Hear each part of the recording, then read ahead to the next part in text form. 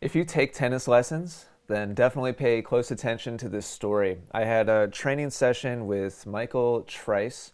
I've seen him playing matches on the channel and also training me. I think just one video has come out so far on the Essential Tennis channel. And I had a session with him last week, and it was the first time that I had really hit balls and trains in close to 2 weeks. I played the match against Peter, and I packed up and went to Costa Rica with a bunch of students. I was in Costa Rica for 10 days, came back home, kind of got situated again, and then went out and trained with Michael. And I went through the training session started out well, but I went through this pocket where we started rallying together, and we shifted focus over to my backhand. And I must have missed, like, there's probably a chunk of time where he hit me 30 backhands and I missed like 25 of them. I mean, like not even close. And they were all over the place. They're going long, they were going in the net, they're going wide. And the experience for me was really frustrating because the previous time that we trained, right before my match with Peter, before I left on my trip, I had like really good backhand results, and I felt like I had kind of made a bit of a breakthrough.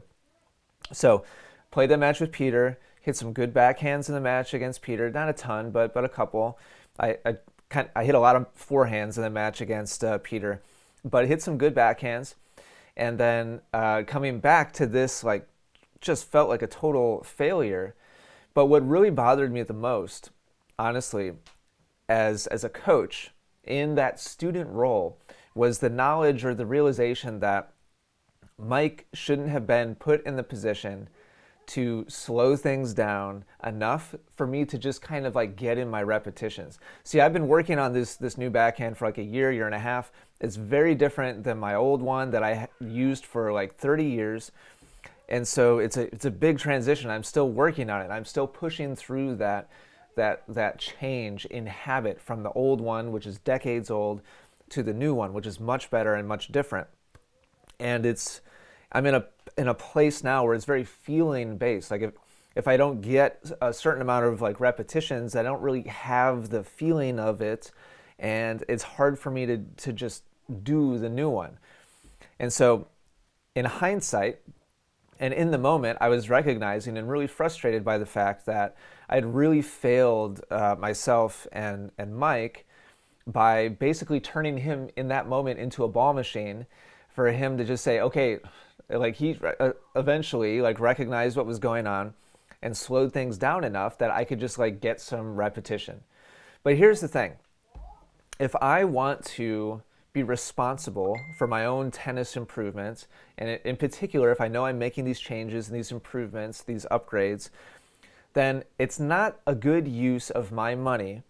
I'm paying Mike for these training sessions. It's not a good use of my money for Mike to be turned into just like a ball machine, to just kind of drop me easy balls because I can't find my rhythm or my timing, because I haven't practiced and I haven't done any repetition in like 2 weeks.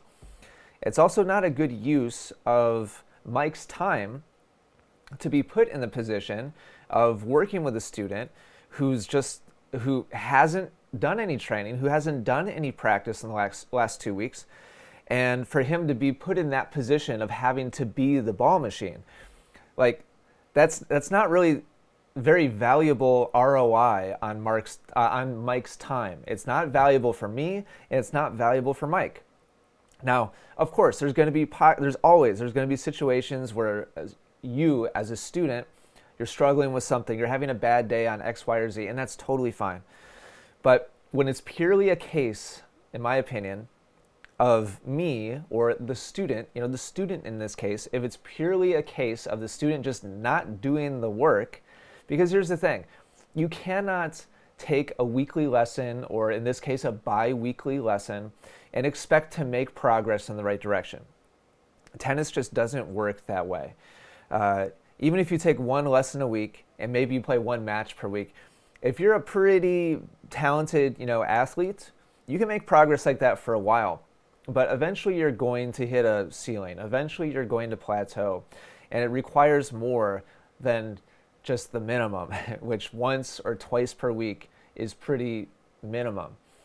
And so in that moment, I really felt kind of, embarrassed, and I felt guilty, I guess, that I was kind of wasting Mike's time, and I was wasting my time. I was wasting my money, in that moment. And it didn't take very long. It maybe took 5 minutes or 10 minutes, but that's valuable time. If I'm going to pay Mike to be there, I want to get the most out of our time together as possible.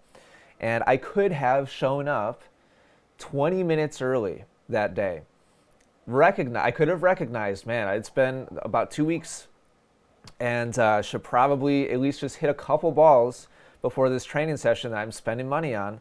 And I should at least probably hit a couple balls before I use up the time of this expert, this person that really knows what they're doing. And they're offering me their time, they're offering me their input and their expertise. It would have been much better for me to show up 20 minutes early and even just drop balls and hit to myself, like drop and hit backhands, drop and hit forehands, hit a couple serves, and just get a little bit of familiarity, with the environment again, and with the courts, and with my body, and with the racket, But I failed to do that, and it wasn't until I was in the middle of it that I kind of recognized how much of a mistake that was.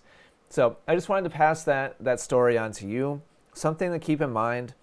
And this might be a personal thing, honestly. Like, if you're just used to, like some of you out there take 4 lessons a week, and so you and that's a different situation.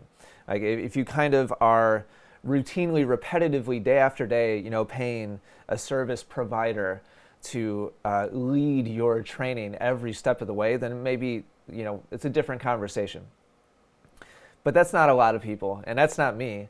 And so I put responsibility on myself to have to put in the reps and have to put in the work in order for my time with Mike to be productive. So something to think about. Hopefully this is helpful. You'll see a video of it, by the way, eventually, but it probably won't be for another week or two. And so, and it depends on how it's cut as well. I don't know if the editors are going to leave in all those backhand misses or not. Maybe they will, maybe they won't. Like, we'll see. There were a lot of other stuff happened during that hour and a half training session. While it was fresh in my mind, I just wanted to pass it on to you. Hopefully you learned something from that mistake that I made. Thanks for watching. I'll talk to you again soon.